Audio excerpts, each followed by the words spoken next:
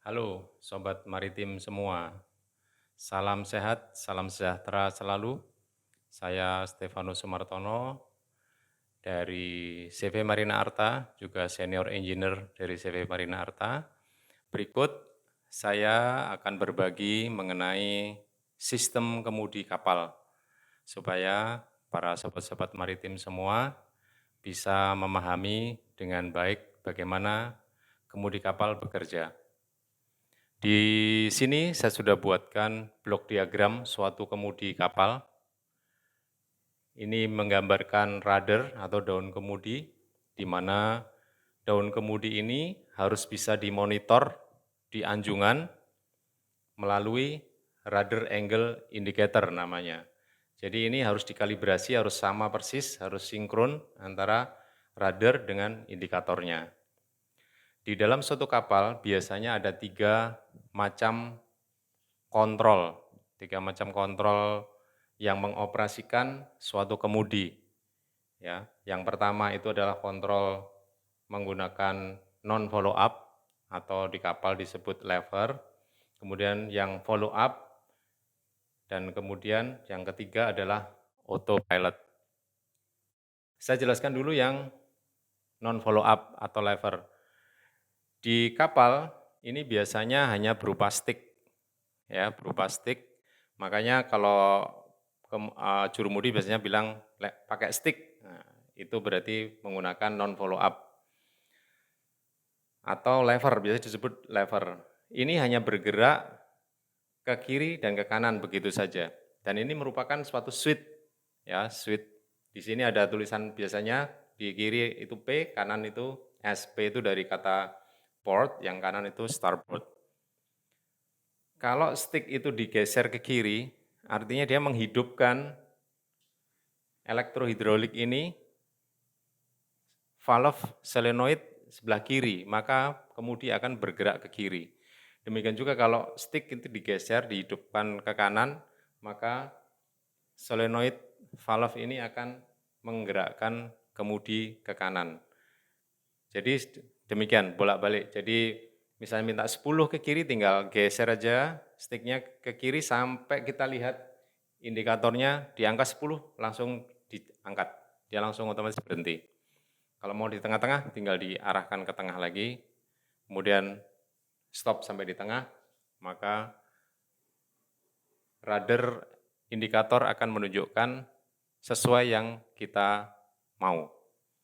Ini penjelasan singkat untuk yang non follow up. Kemudian kita langsung ke yang follow up.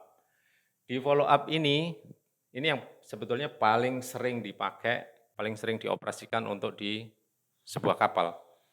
Di sini ada angle order namanya. Angle order ini bisa berupa potentiometer, bisa berupa sinkromotor, bisa rotary encoder. Tapi yang paling banyak dipakai itu adalah menggunakan potensiometer. Dan potensiometernya ini harus potensiometer yang sangat bagus, karena ini sangat vital. Jadi potensiometer di sini, ini memberikan perintah ke CPU follow up. Kemudian CPU follow up, dia melanjutkan perintah untuk menghidupkan solenoid di valve di elektrohidrolik untuk menggerakkan rudder. Jadi di sini ini ada derajat, ada skala ya, ada skala derajat, biasanya 0 sampai 45 ke kiri dan 45 ke kanan. Jadi operasinya ini sangat gampang sekali, jadi misalnya kita mau kiri 10, tinggal kontrolnya digeser ke angka 10, berhenti di situ, maka rudder indikator ini dia akan lari ke angka 10 kemudian berhenti. Jadi berhentinya indikator atau rudder atau daun kemudi ini sesuai dengan perintah dari angle order tadi. Begitu sebaliknya, dimanapun diperintah maka kemudi akan mengikuti perintah ini. Misalnya 20 kanan, maka dia akan lari 20 kanan, berhenti di 20 kanan. Demikian juga tengah-tengah, dia akan lari tengah-tengah. Jadi seperti itu penjelasan singkatnya. Nanti akan bisa dilihat langsung melalui perangkat kemudi yang sebenarnya. Kemudian yang ketiga itu adalah autopilot. Autopilot di sini ini adalah dioperasikan sangat berhubungan dengan haluan kapal. Ya, jadi makanya referensinya adalah menggunakan kompas. Di mana kompas di sini ini selalu diambil datanya bisa menggunakan flux gate atau menggunakan giro kompas. Kalau giro kompas dia sudah ada piranti untuk cost ordernya ini. Sistem pengoperasiannya sebagai berikut. Jadi kita misalnya sudah mau haluan kita di 150 derajat. Maka kita setting dulu 150 derajat haluan kita. Begitu sudah di 150 derajat, langsung kemudi operasi dipindahkan ke autopilot ya di switch nomor 3. Tek. Maka kemudi ini akan dijaga di 150 derajat non-stop sampai ada perubahan lebih lanjut dari nahkoda atau dari jurumudi. Jadi seperti itu. Jadi kalau kapal misalnya kena arus atau kena ombak, dia akan berbelok sedikit, tapi dia akan dikembalikan lagi ke 150 derajat oleh autopilot. Makanya dia disebut autopilot dan ini bisa ditinggal. Jadi tidak perlu ditunggu oleh nahkoda ataupun oleh perwira. Jadi ini bisa dilepas begitu saja, nanti tinggal sesekali dicek. Untuk lebih lanjut nanti akan kita perlihatkan di video yang menjelaskan langsung ke peralatannya.